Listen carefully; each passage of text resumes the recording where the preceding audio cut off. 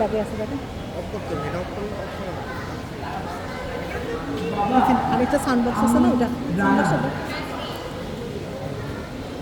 না না, ও মনে পড়েছে, কবিতা পড়েছিলাম যে কাঁধে ঝোলা পুঁথি নিয়ে হাতে লণ্ঠন নিয়ে চিঠি দিলে করতো। বন্ধ, সাউন্ড বাড়ান, সাউন্ড বাড়ান। হ্যাঁ বাবা, আমি সেই রানা, আমি হচ্ছে সেই রানা যে মায়ের পর মায়ের বাড়ি দিয়ে ঝড় বৃষ্টি উপেক্ষা করে মানুষের কাছে চিঠি পৌঁছে দিতাম। আমি সেই রানা বাবা। ও আচ্ছা, এটা তো সব পুরনো কথা। এটা ময়দার মাটির সাথে যায় এগুলো কে দখল করে বলতো? এখন তো নিজেরা হোয়াটসঅ্যাপ আছে।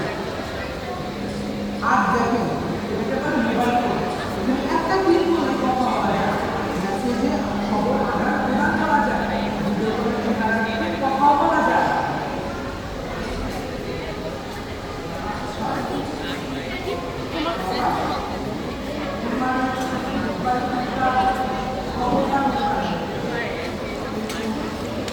আবেগ না, তুমি জানো না মানুষের যেত, তারা তুমি কিন্তু অপেক্ষা করতে আমার জন্য।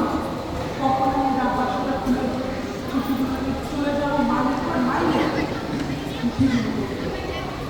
আমি দেখেছি তোমার বাবা মাকে তারা অপেক্ষা করে কখন তাদের খোকা চিঠি নিয়ে আসবে। আর যখন কেউ খোকা চিঠি দেখে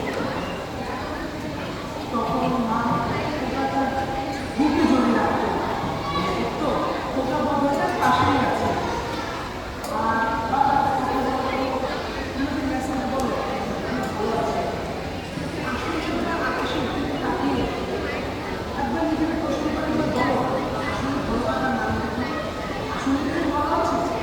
আই লাভ ইউ বলে শুধুমাত্র তিনটি শব্দ, এই লাইনে বুঝতে থাকে, কিন্তু তিনটি শব্দ লিখতে একসময় মানুষের হৃদয়টা করত। আমি শিশুদের সাক্ষী বাবা।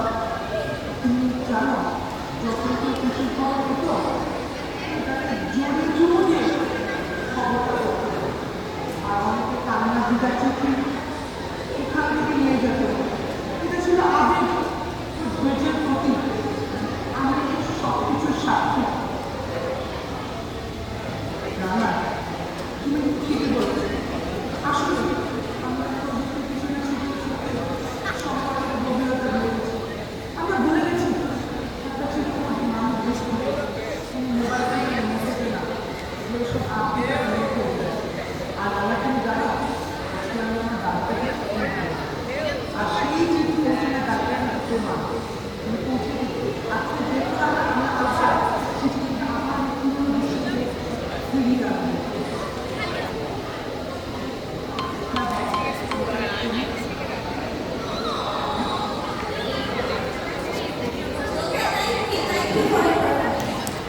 বাবা মেসেজটা বলে দাও।